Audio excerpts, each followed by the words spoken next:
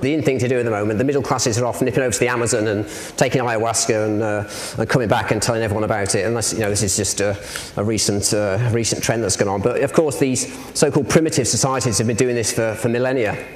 They're highly experienced in this, and as we'll see in a minute, they're highly experienced chemists in finding out just how these various substances work, what they have to mix together. But over here in the West, we can get hold of ayahuasca. Ayahuasca's it's like a vine that's got ingredients that's mixed together.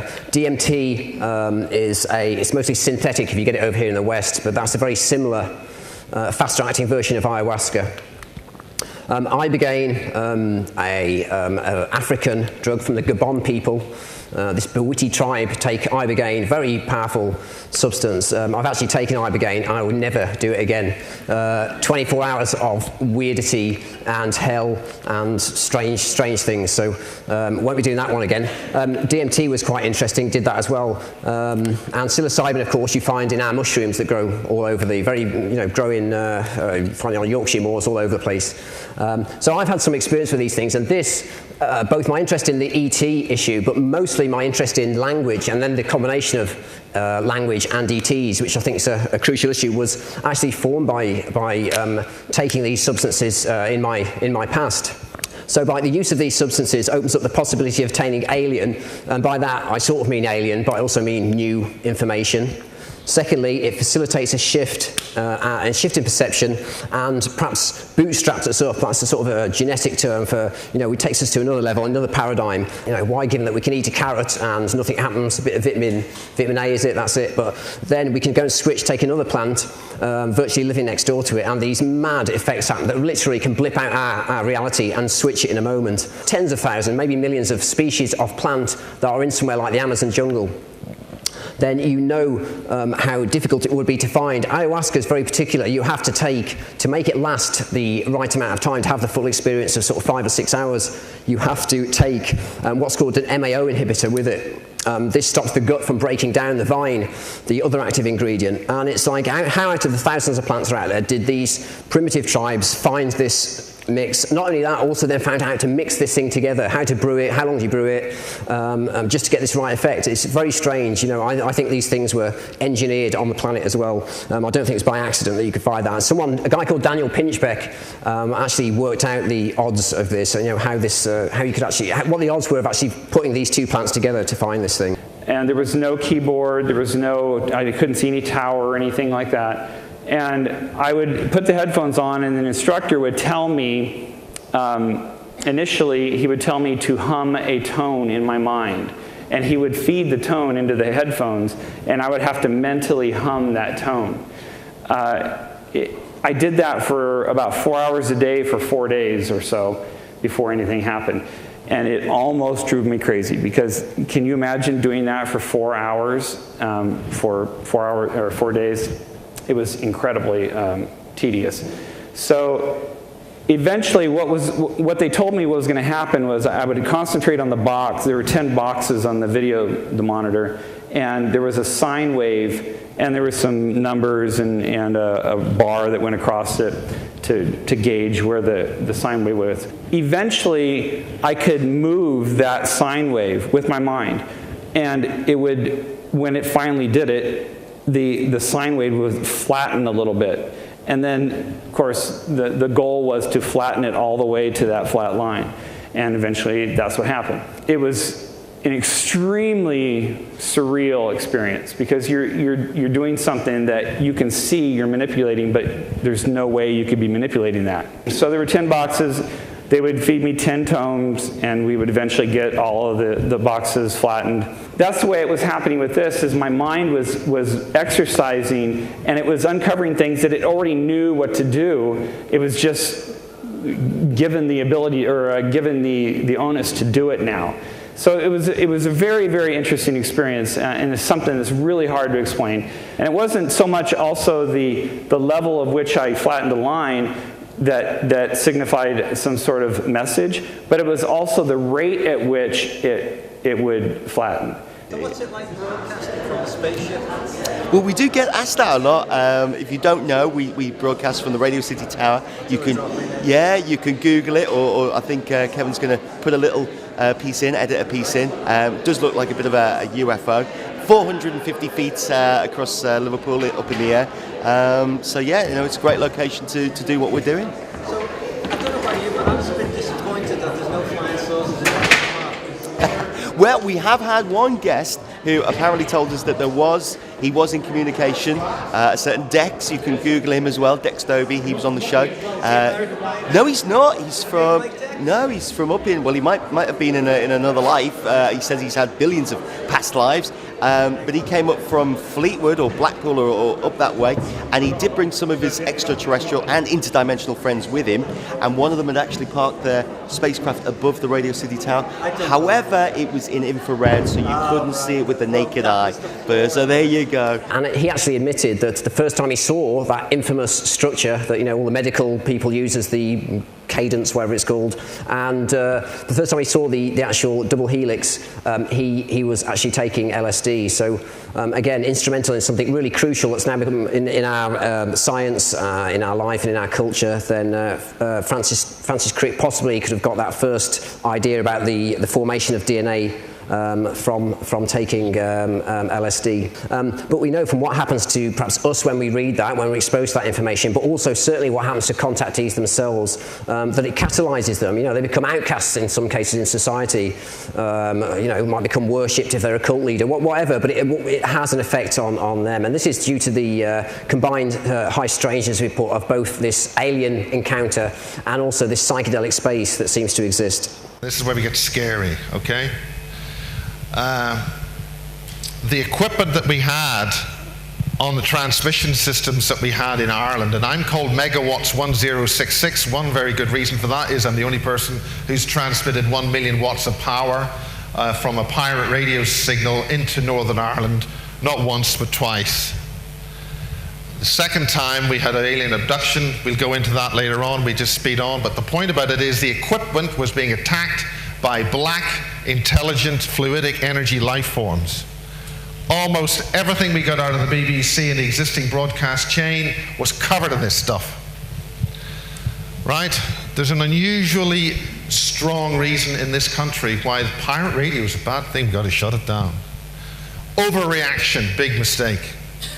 For instance, if you wanted to start up a radio ship in Liverpool Bay, and there was a drugs shipment or an arms ship there, they would go past the drug shipment, they would go past the armament shipment, they'd go to the pirate radio boat.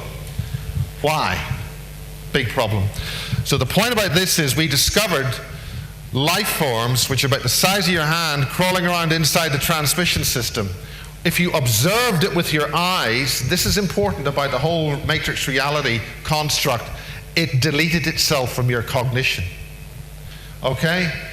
These scuttler things, because I only discovered the name of it some years afterwards, are man-made, using man-made technology and associated with some other non-human technology. They go after information-based systems, and they attack computer systems, computer networks, electrical power distribution systems. The electrical power distribution system itself is an intelligent network. It's a neural net. And the reason why Ron Adams was scared, his family was scared of spiders, is because these things are going to be bigger than me. And that's really scary. I mean me, not the spiders. But this is important because encountering these things at Rendlesham Forest at the Bentwaters base and being scared of these things, black shadow entities like a fuzzy black thing, they're just shifted out of the reality domain that we exist in. And the connection with that is it's all in the equations, it's in the mathematics, it's in the weapon systems they're employing today and have been for many years. I've seen another UFO on Christmas night, so I took it to be a Christmas present. Oh, right. Yeah. Do you feel there's a clairvoyant sort of link between ETs and humans? Or yourself and... Well, I think people are sensitive, but we're all getting sensitised to it. You know, you don't need a particular gift, you just need to have an open mind. And that's where we're at now. Everyone's getting their head stretched. I get so many questions about this, so I want to address it.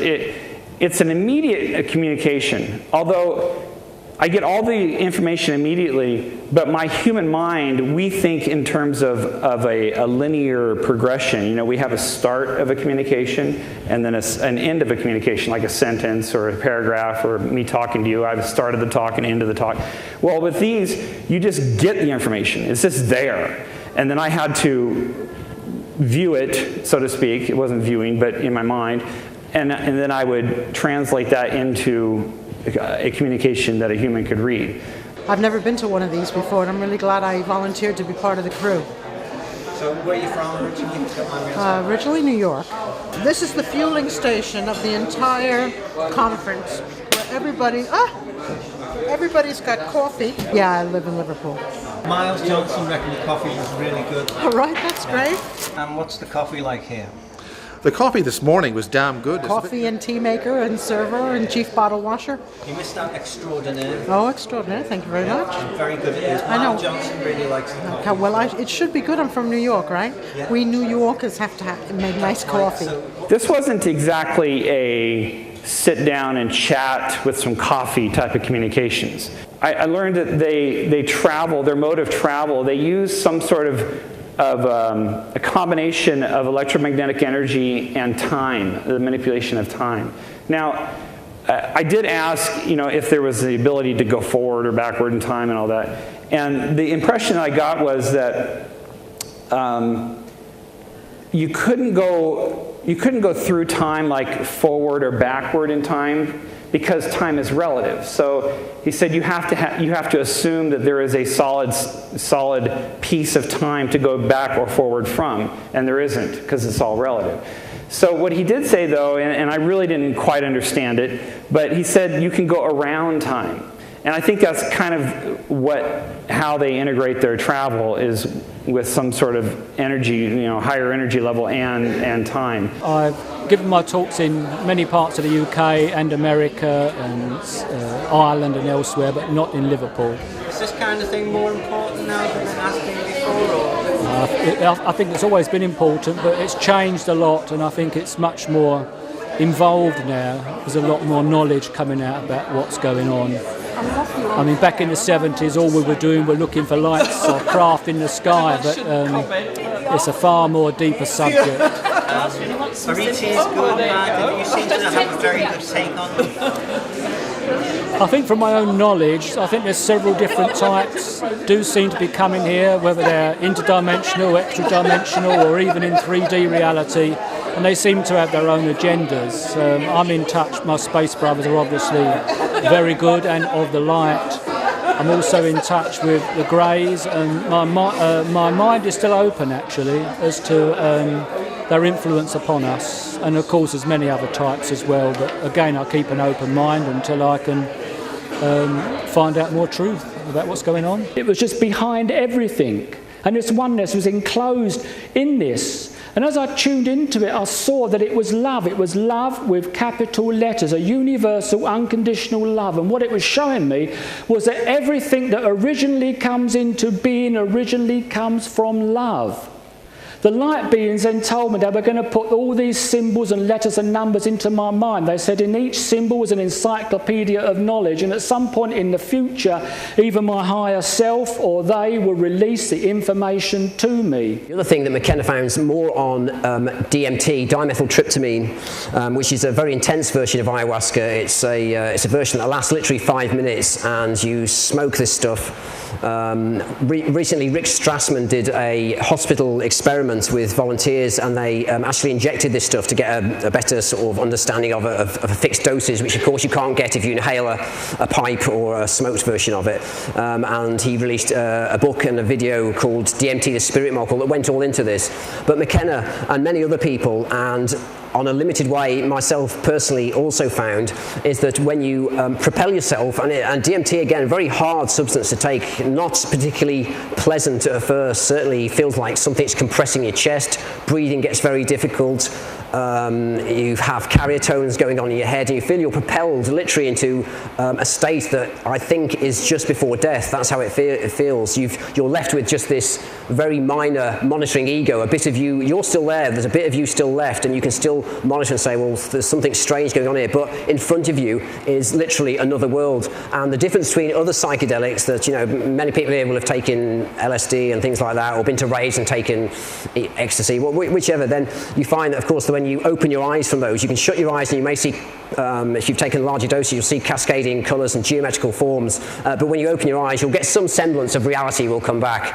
So you can bop around on the dance floor a little bit more. But when you take DMT and you've taken the dose properly and you've inhaled it properly, then you find that it's a bizarre moment that when you open your eyes, whether closed or open, you're seeing the same thing, and it's this parallel dimension that is literally a split second away from us now as we're sitting here. It's a quick change in brain chemistry that brings that on.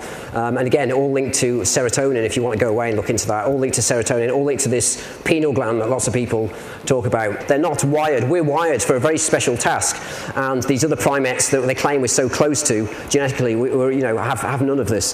The whole point about it is, we're now bringing in the super soldiers and clones. Again, this is still on the programmable generated life form theme. If you're going to create an artificial life form in a humanoid form, you've got to have control of it. According to Barry King, these generated life forms are used in the military abductions. So these things come into your bedroom, you get abducted, you think you've been taken by aliens, but you've been really taken by the military. That's basically it. They have round eyes, not the big almond eyes. They have the ability to, once they're animated, they breed them up in about 3 months. This connects with the Dulce base as well, okay? In America, anybody heard of Dulce? Right, there's some people, there's some books out saying it's all rubbish. Again, this whole subject is very easy to sort of just shelve. Oh, it's all a CIA plot. Oh, it's all disinformation. So we just take it on board, but don't make any decisions. So the point is, we've got our own Dulce base in various bases here, allegedly some of them in Wales and Brecon Beacons, the Berkshire bases near where the crop circles are. Greenham Common was one of the mind control bases. So we have a connection here with super soldiers. James Casbolt is connecting the modern SS. Anybody seen a film called Dark Sky? It's Iron Sky? You're a bloody anorak.